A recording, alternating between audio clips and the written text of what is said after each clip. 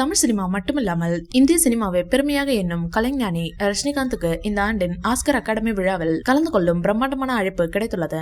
இது தமிழர்களுக்கு பெருமை தரும் ஒரு தருணமாக மாறியுள்ளது.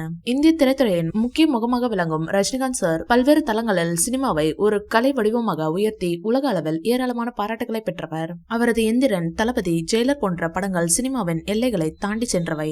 அந்த வகையில் ரஜினிகாந்த் சாருக்கு கிடைத்த இந்த அங்கீகாரம் இந்திய சினிமாவிற்கு, குறிப்பாக தமிழ் சினிமாவிற்கு கிடைக்கும் சர்வதேச அங்கீகாரமாக பார்க்கப்படுகிறது. இந்நிலையில் தமிழ்நாடு முதலமைச்சர் மு.க. ஸ்டாலின் இது குறித்து தனது இன்ஸ்டாகிராம் மற்றும் எக்ஸ் தளங்களில் உலக அளவில் திரைத்துறையின் உச்சபட்ச விருதாக கருதப்படும் ஆஸ்கர் விருதுக்கான குழுவில் இணைய அழைப்பினை பெற்றிருக்கும் அன்பு நண்பர் கலைஞானி ரஜினிகாந்துக்கு என் வாழ்த்துக்கள் என்ற பதிவினை வெளியிட்டிருந்தார். முதலமைச்சரின் வாழ்த்துக்களை பெற்றதும் ரஜினி சார் தனது எக்ஸ் தளத்தில் தற்போது பதிலளித்துள்ளார். அதன்போது ஆஸ்கர் அமைப்பின் அழைப்பு ஒரு மகிழ்வென்றால் தமிழ்நாடு முதலமைச்சர் அவர்களின் வாழ்த்து சொற்கள் மேலும் மகிழ்வு, மிக்க நன்றி என கூறியுள்ளார். இந்த கருத்துக்கள் தற்போது சமூக ஊடகங்களில் வைரலாகி வருகின்றது. கூலி படத்தில் ரஜினி சாருடன் இணைந்து நாகார்ஜுனா, உபேந்திரா, ஸ்ருதி ஹாசன், காளி வெங்கட், ரெபம், மோனிகா ஜான் ஆகியோர் உள்பட ஏராளமான பிரபலங்கள் நடித்து வருகின்றனர். மேலும் அமீர் கான் மற்றும் பூஜா ஹெக்டே இருவரும் சிறப்பு தோற்றத்தில் நடித்துள்ளனர். இதில் பூஜா ஹெக்டே குத்து பாடல் ஒன்றிற்கு நடனம் ஆடி இருக்கிறார். சன் பிக்சர்ஸ் நிறுவனம் தயாரித்துள்ள இந்த படத்திற்கு அனிருத் இசையமைத்துள்ளார். கிட்டத்தட்ட ரூபாய் 350 கோடி பட்ஜெட்டில் எடுக்கப்பட்ட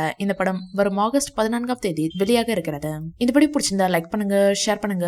மேலும் ரஜினி சார் பற்றிய தகவல்களுக்கு எங்க சேனலை சப்ஸ்கிரைப் பண்ணுங்க.